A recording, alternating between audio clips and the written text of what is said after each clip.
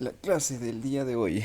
Bueno, este tema como tal debió haber sido uno de los que debimos haber visto al inicio, porque es de los más fundamentales en cierta forma. Porque realmente, como vimos, tanto tejido conectivo como tejido epitelial, todos ellos tienen la presencia de tejido vascular, de células endoteliales, capilares, vasos linfáticos, todos estos tejidos que hemos estado viendo a lo largo del curso. Todos ellos necesitan como tal una irrigación. ¿Para qué? Pues para sobrevivir, ¿no? Es obvio. Pero lo que tenemos que estudiar de este sistema cardiovascular, además de la composición de los vasos sanguíneos, es entender lo siguiente, que se conforma por diferentes estructuras, ¿sí?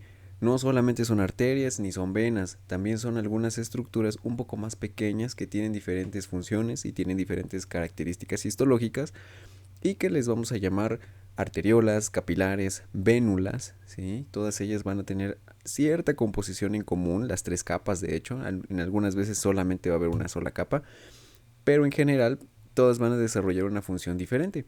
Entonces vamos a ver que el sistema cardiovascular se encuentra conformado por el corazón y los vasos sanguíneos. Y del lado que les lleva la sangre, que irriga como tal, que lleva la sangre oxigenada, pues tenemos las arterias.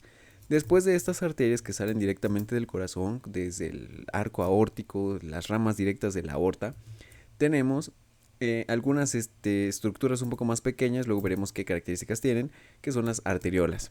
Posteriormente las arteriolas van a llegar hasta un sistema capilar donde van a tener intercambio como tal gaseoso, tanto a nivel pulmonar como a nivel tisular.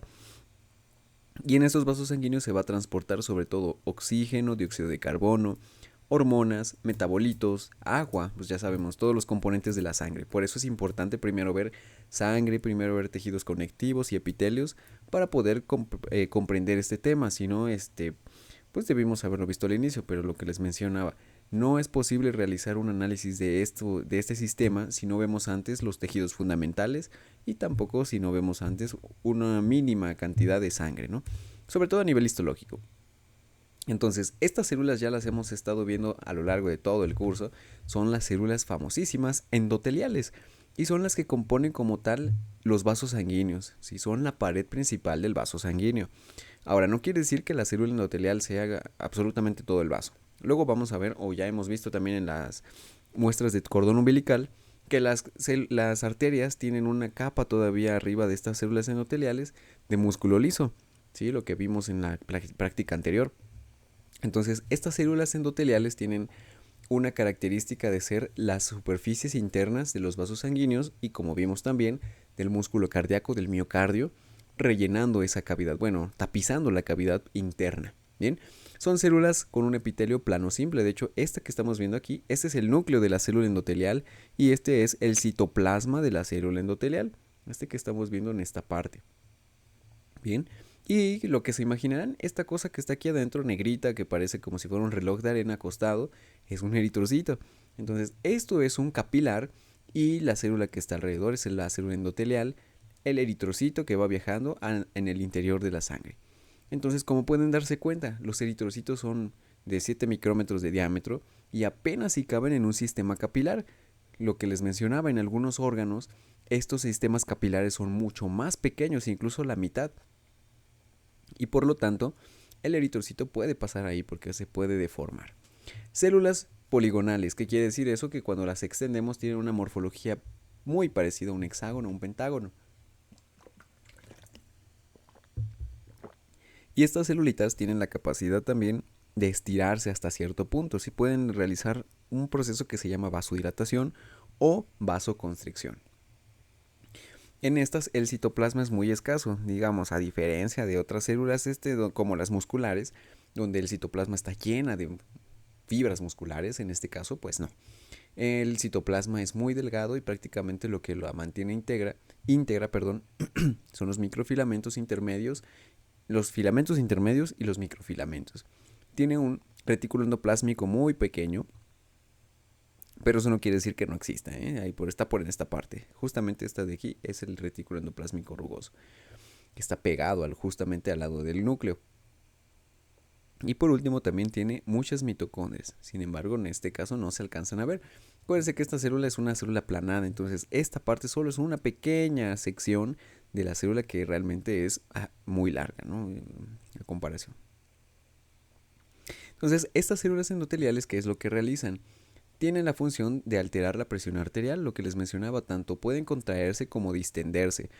Pueden secretar propios vasodilatadores, ¿sí? Como el óxido nítrico es un vasodilatador.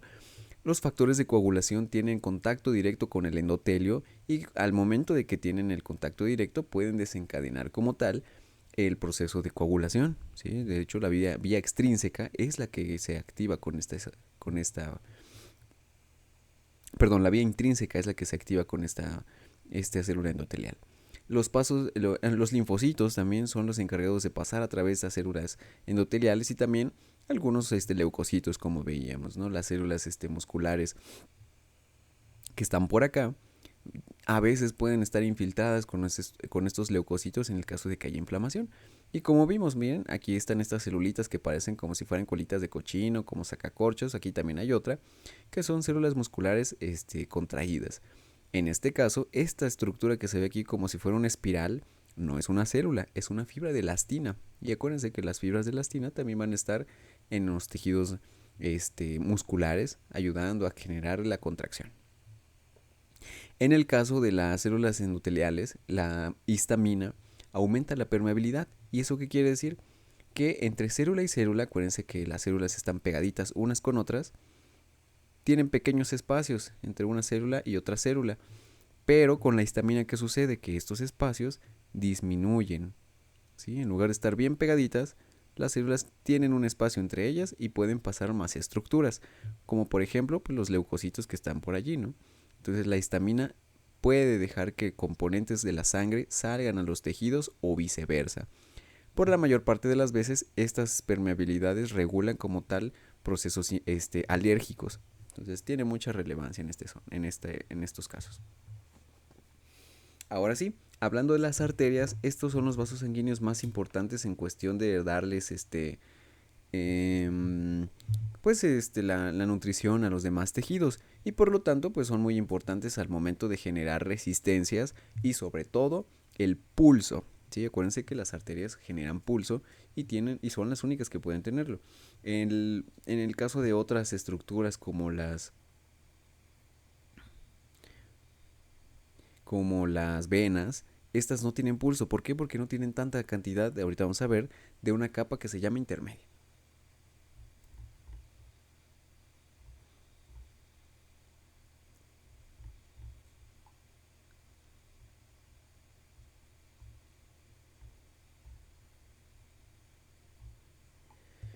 Entonces, yendo de superficial a profundo, tenemos la capa adventicia, que como se imaginarán, es tejido conectivo laxo. ¿Sí? Es como tal fibras de colágeno que ayudan a mantener al vaso sanguíneo en un solo lugar. Entonces realmente no es tan complicado, ¿sí? Son fibras de colágeno que mantienen pegadito el vaso sanguíneo. Luego de esa capa intermedia vamos a tener una capa de células musculares lisas, que son las que veíamos en las prácticas que ya vimos en músculo liso, ¿no? Son celulitas alargadas con un núcleo muy alargado. Entre esas celulitas musculares también vamos a encontrar algunos espirales de fibras elásticas precisamente. Y estas mismas van a tener como tal la importancia de dar el pulso a las arterias. De ahí lo de la presión arterial, ¿no? Estas mismas mantienen la presión arterial manteniendo también un tono. ¿Sí? Entonces gracias a estas células musculares existe la presión arterial. Ahora, en la capa interna vamos a encontrar una túnica que se llama endotelio, lo que ya habíamos visto, es la parte más interna, son las células planas simples que se encuentran recubriendo los epitelios. Luego tenemos una lámina basal, acuérdense que todos los epitelios descansan en una lámina basal de donde se anclan al tejido conectivo. Y por último tenemos el tejido conectivo subendotelial, que como tal pues es un tejido conectivo laxo que está fijando a ese endotelio para que no se mueva, para que no tenga alteraciones, para que no tenga eh, eh, pues problemas de circulación, ¿no? De hecho, vamos a ver que muchas de las placas de ateroma, los que generan infartos, se generan precisamente en esa capa subendotelial. Entonces miren, estos son esquemas de cómo se verían estas cosas de tipo arteriales. ¿Sí? De este lado es con hematoxilina y eosina y con este con tinción específica de orceína. La orceína, recuerden que tiñe las fibras de elastina, entonces podemos ver que hay mucha elastina en estas secciones de, de arterias, ¿sí? Y de hecho, estas arterias también se pueden subclasificar en base a qué, en base a su contenido.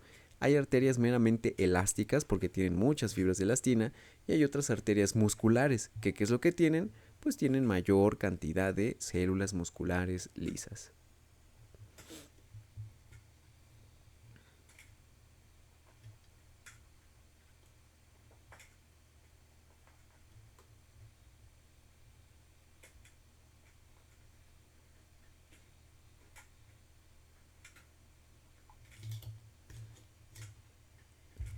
Muy bien, ¿y qué es lo que las hace diferentes? Entonces, además de la cantidad de fibras y las células musculares, pues también estas arterias están ubicadas en diferentes lugares. Por ejemplo, las arterias elásticas las vamos a encontrar en la mayor parte del cuerpo en las extremidades, ¿sí? ¿No? Las arterias subclavias, ilíacas tienen mucha cantidad de elástica y las arterias musculares son las que vamos a encontrar en el centro del tórax o del abdomen, ¿no? La arteria la arteria aorta, la arteria aorta descendente, el arco aórtico, todas esas tienen mucha musculatura y por lo tanto son bastante fuertes.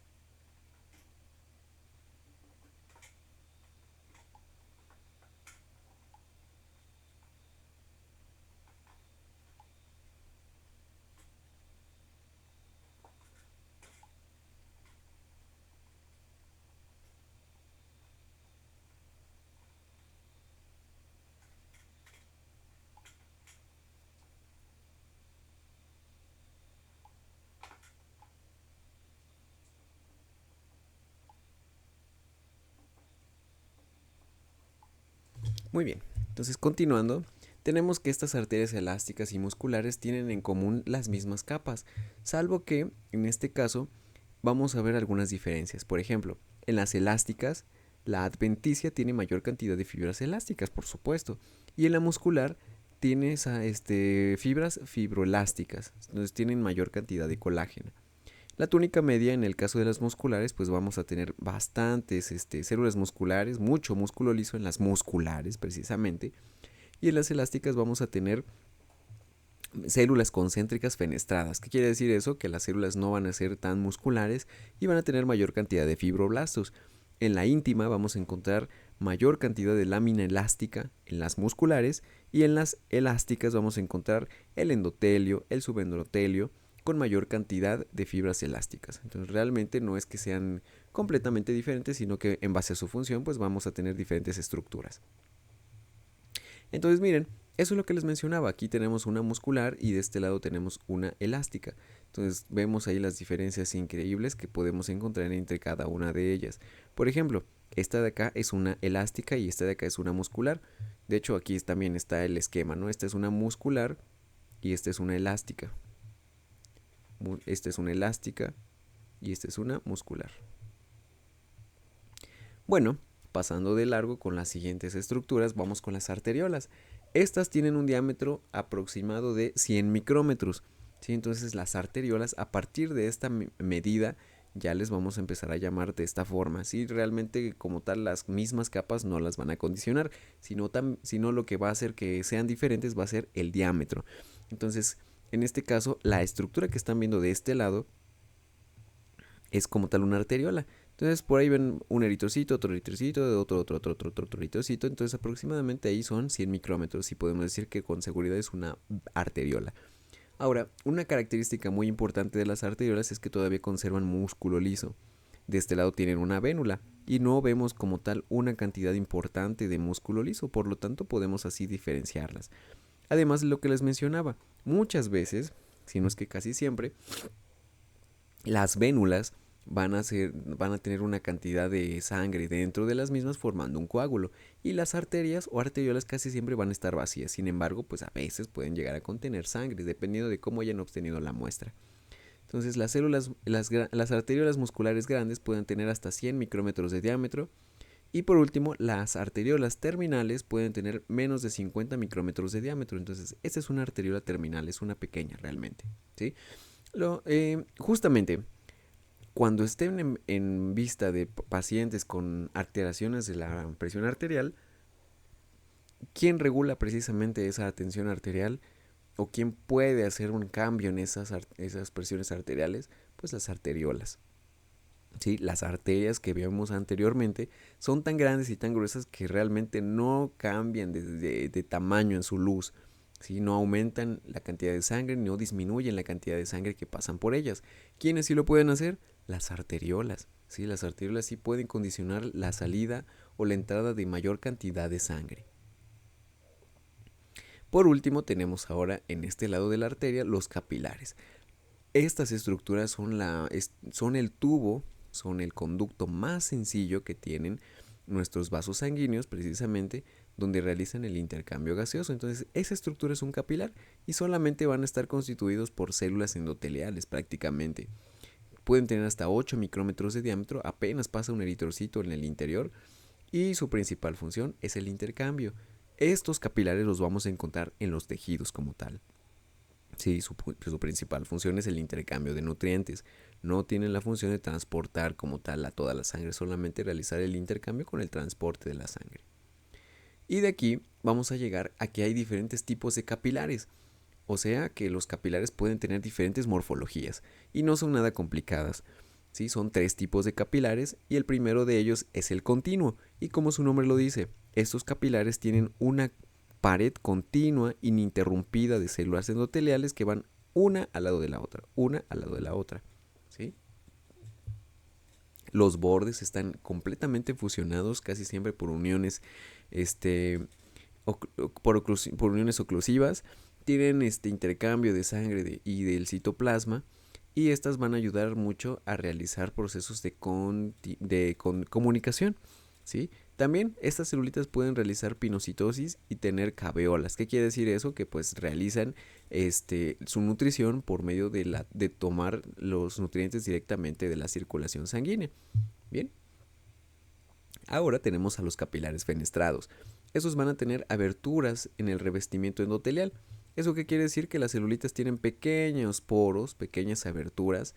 De hecho se llaman poros, solamente que traducidos casi nunca se les pone poros, se les llama aberturas.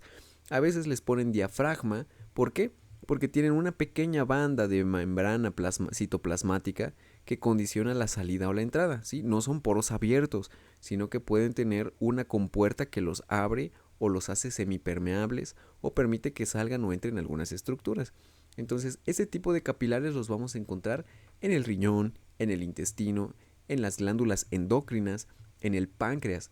Y si se dan cuenta, son estructuras donde hay gran cantidad de intercambio, ¿sí? O sea, salen muchas proteínas, salen muchos componentes nutritivos como la glucosa.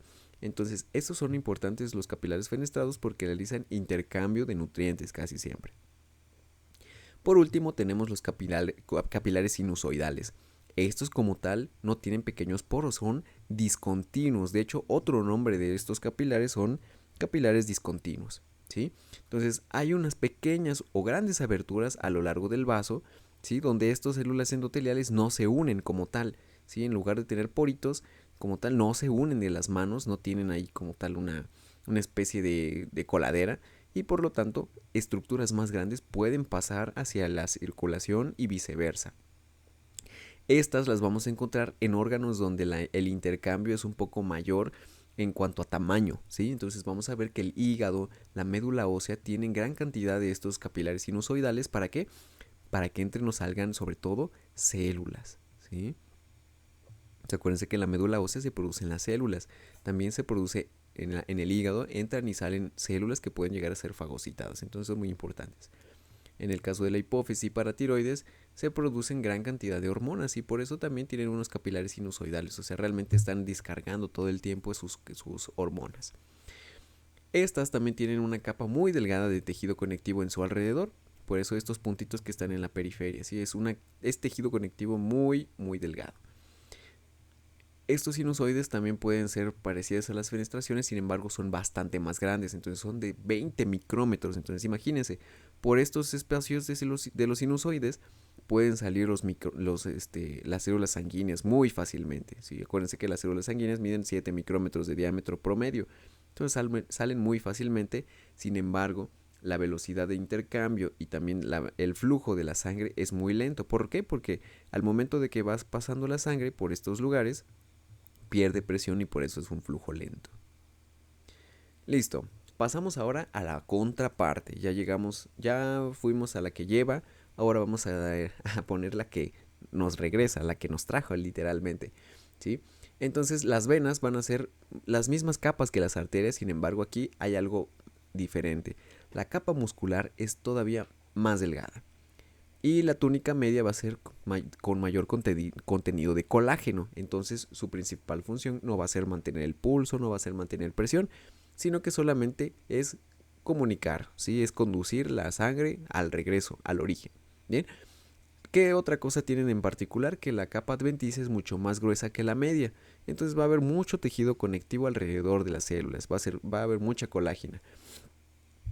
Y también la adventicia a veces ni siquiera se puede distinguir en las venas pequeñas. Ahora, las venas se van a caracterizar sobre todo en las venas grandes del centro del cuerpo, las ácigos, hemiácigos, las yugulares, tienen válvulas.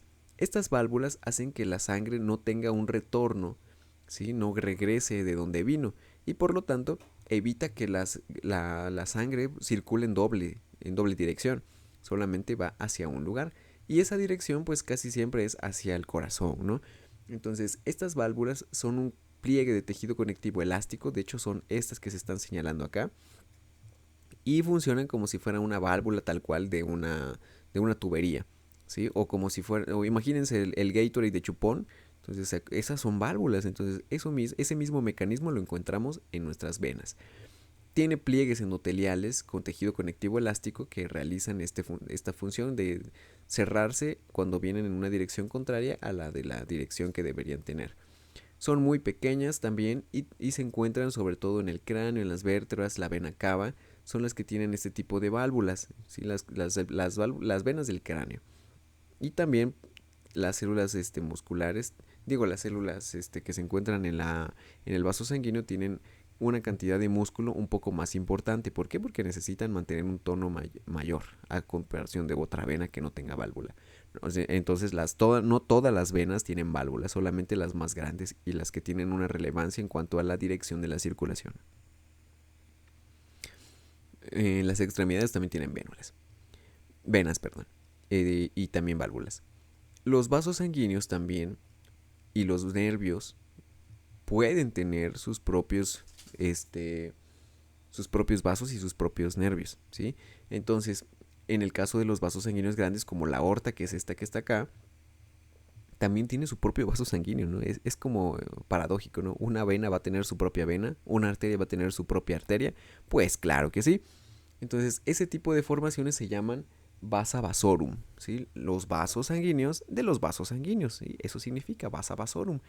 Y en el caso de los nervios se les llama los vasa nervorum, ¿sí? Los nervios periféricos que vimos en la microscopía en la práctica anterior también tienen sus propios vasos sanguíneos y son muy importantes porque necesitan todos los nutrimentos para poder sobrevivir, lo que veíamos en clases.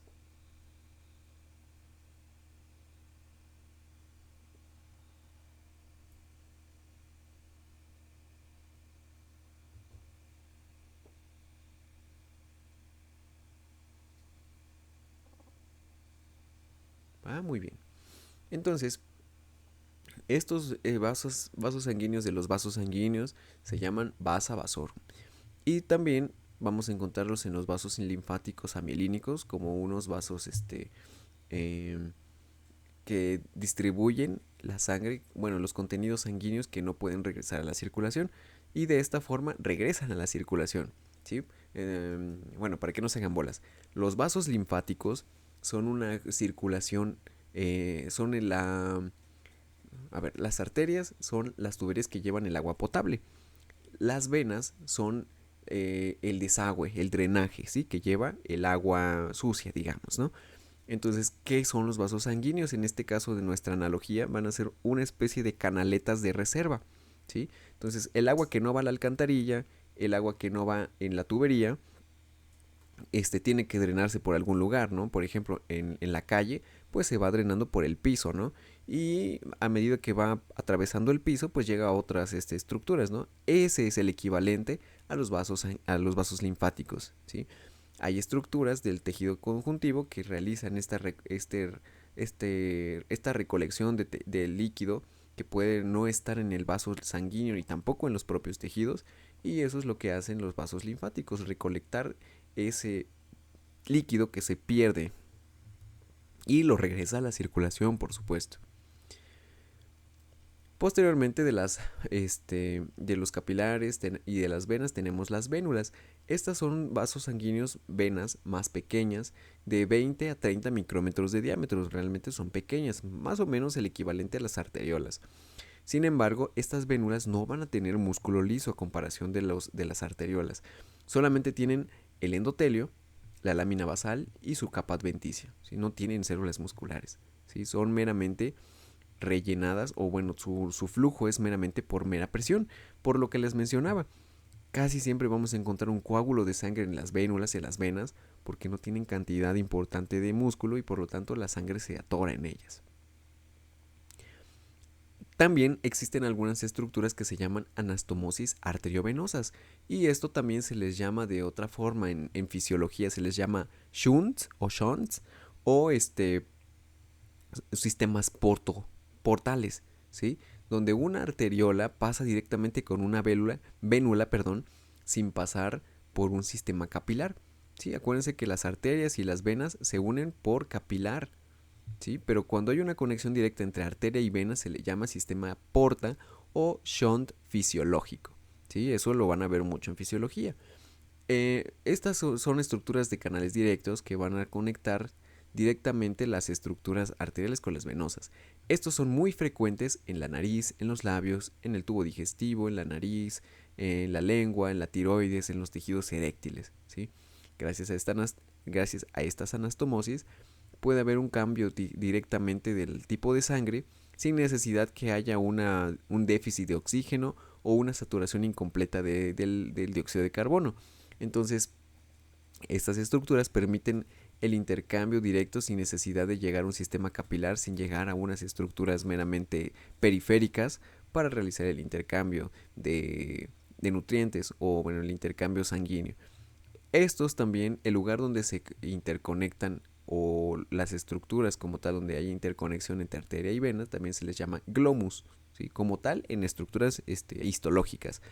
Funcionalmente se les llama lo que les mencionaba, sistemas cava o sistemas porta o shunts fisiológicos. Bien, entonces vamos a terminar con un repaso pequeño de lo que habíamos visto en músculo cardíaco, ¿no? Las células cardíacas, acuérdense, tienen discos intercalares, tienen un núcleo casi esférico, central, único, un núcleo prominente, son estriadas, acuérdense, y son células dicotomizadas, o sea que se dividen en dos. Tenemos que hay un endocardio, hay un miocardio y hay un epicardio o pericardio. Entonces lo que estábamos viendo anteriormente es que el miocardio se compone de las células cardíacas, son las más importantes, las que tienen las características ya mencionadas. El endocardio lo vamos a encontrar pues pegado directamente con la sangre y vamos a encontrar ahí los vasos sanguíneos que drenan hacia el mismo corazón, ¿eh? La sangre del corazón no llega a través del endocardio, llega a través del epicardio, ¿sí? Acuérdense de eso, es muy importante, lo van a ver en anatomía. El epicardio es importante porque desde el epicardio llega la sangre arterial, pasa por el miocardio y luego del miocardio pasa al endocardio. ¿Sí? Del endocardio se vacía directamente al interior del corazón y vuelve a hacer el recorrido. ¿Sí? Entonces la mayor parte de la circulación sanguínea arterial se va al sistema arterial de la aorta. Sin embargo, acuérdense que la primera rama de la aorta pues son las arterias coronarias y por lo tanto el propio corazón se nutre a él mismo de esta forma. Entonces acuérdense, la irrigación del corazón va de epicardio a endocardio. ¿sí? Entonces va de afuera hacia adentro. Y muy bien, les digo, este tema era muy sencillo, muy rápido, no es tan complicado como quisiéramos, pero sí es fundamental entenderlo. Sobre todo los tipos de capilares, porque más adelante vamos a ver que, por ejemplo, en intestino justamente las vellosidades tienen capilares de tipo fenestrados, ¿no? En el caso del hígado también son capilares de tipo sinusoidales, ¿sí? En algunas estructuras que vamos a ver de tipo endocrinas vamos a encontrar únicamente conductos, ¿no? Capilares continuos. En estructuras musculares son capilares continuos y no tienen relevancia que tengan poros, ¿sí? Pues justamente hay capilares fenestrados en el riñón donde veíamos que se realiza la filtración de la sangre. Bien, entonces, ¿tienen alguna duda de lo que acabamos de ver? Realmente les digo, no es tan complicado.